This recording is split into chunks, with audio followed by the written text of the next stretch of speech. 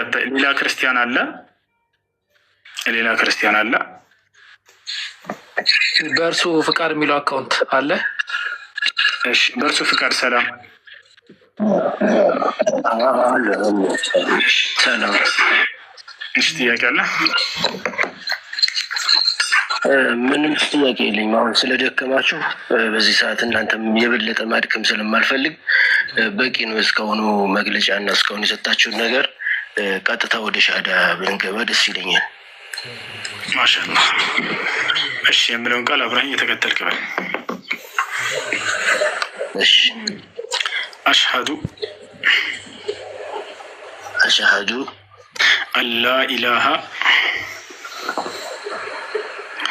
አላ ኢላሃ ኢለላህ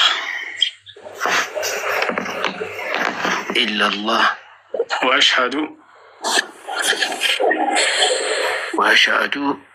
አነ ሙሐመደን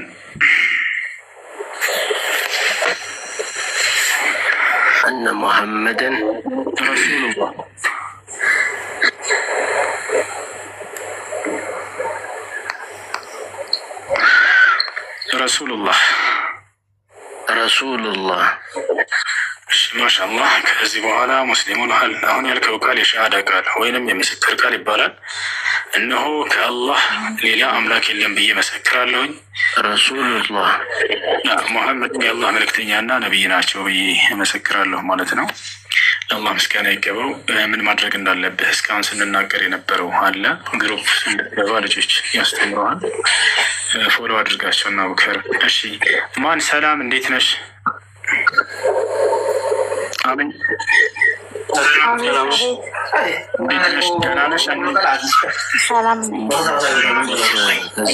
እሺ፣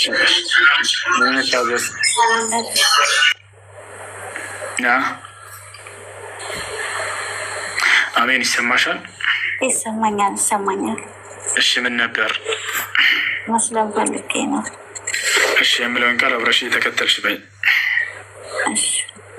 አሽሀዱ አላ ኢላሃ ኢለላህ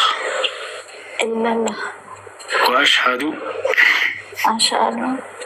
አነ ሙሐመደን ረሱሉላህ።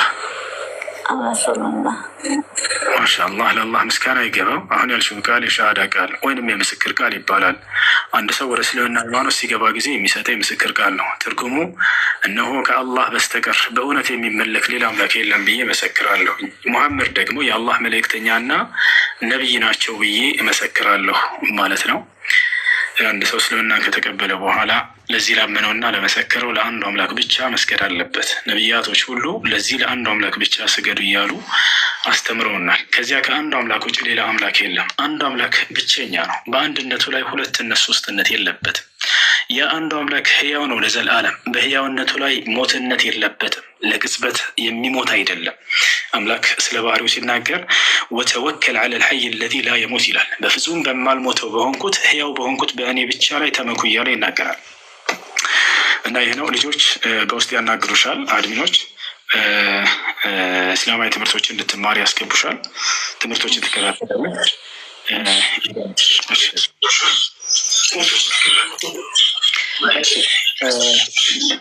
እድል ሰላም፣ እንዴት ነህ? ሰላም አለን አልሐምዱሊላህ። እንዴት ነህ? ደህና ነህ? ደህና ነኝ ያለው እግዚአብሔር ይመስገን። ሰላም ነው አለን አልሐምዱሊላህ። እሺ